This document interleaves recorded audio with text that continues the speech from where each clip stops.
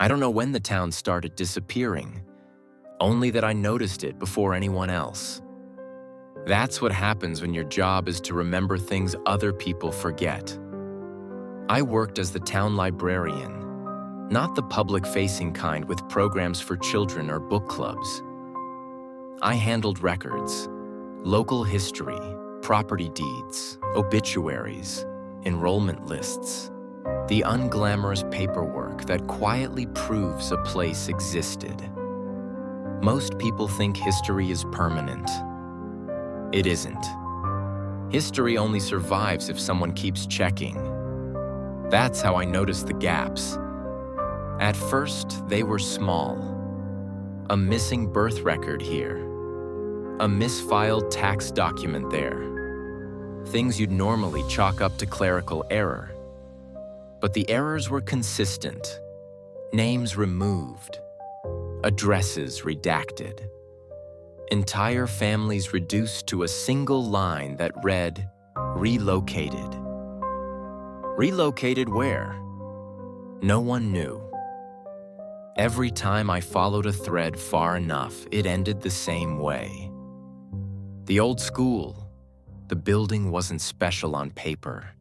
No major events, no fires, no scandals. But it appeared everywhere once you started looking sideways at the data. Utility lines routed through it. Emergency response zones centered on it. Property boundaries measured from it. The school wasn't just a building, it was a reference point. I started keeping my own notes, nothing official, just a private index stored on a flash drive I kept on my keychain. Names, dates, accounts pulled from old newspapers and archived recordings. That was my first mistake. The second mistake was speaking the pattern out loud. It happened late one evening. The library had already closed.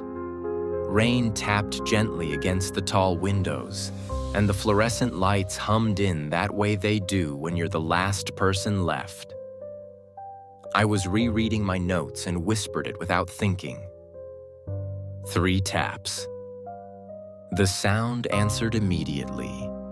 Not from outside, from inside the library.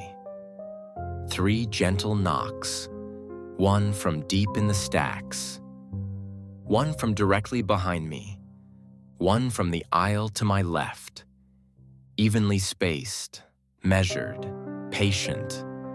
I stood up so fast my chair tipped over. The tapping didn't chase me, it paced, moving through the stacks like it was browsing. I locked the front doors and told myself it was the pipe settling. Old buildings make noise. I'd told people that myself 100 times. I went back to my desk. That's when I saw the edits. My notes had changed. Corrections added in margins I hadn't written. Dates adjusted. Names spelled more accurately than the source material. Someone, or something, was improving my work. I unplugged the computer and went home early. The pattern followed me. Animals reacted first. Dogs stopped barking when I walked past. Birds fell silent when I stepped outside. Wind shifted direction as if avoiding me. The tapping changed locations. My front door, my window, the wall beside my bed. Always 3. Never urgent, never demanding. Patient. Weeks passed before it spoke. Not from the dark, from devices. My radio clicked on by itself one night while I was sorting files. "You're doing very well," a voice said. It sounded like my high school English teacher. Warm, encouraging. I dropped the box I was holding. The voice didn't apologize. It never does. Instead, it explained, gently, like a tutor correcting a student. It told me the town wasn't haunted. It was situated. Certain places, it said, naturally collect attention. Paths overlap. Signals echo. People listen. The land mattered. The school wasn't a nest.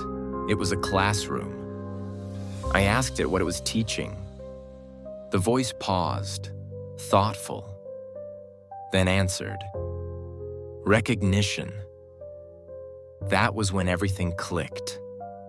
Children responded first because they listen without questioning. Animals responded because they feel patterns before meaning. Machines responded because they obey signals without intent. Adults were last.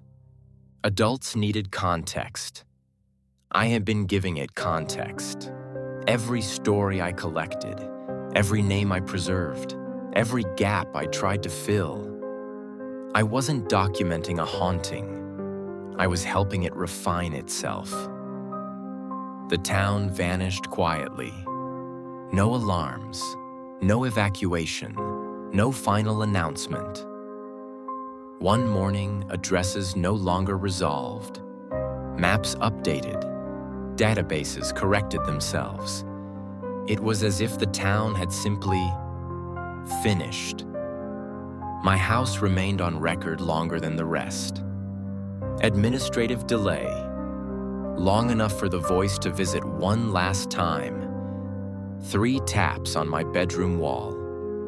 Then it spoke using my own voice. Perfectly. This record is complete.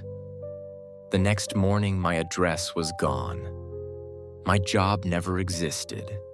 My files were missing. Except this one. If you're reading this, then it's still listening. Still refining. Still cataloging. Still learning how best to be heard. I don't know what happens when it finishes. But I know this. The 10th account will not be a witness statement. It will be an assessment. And it will not end quietly.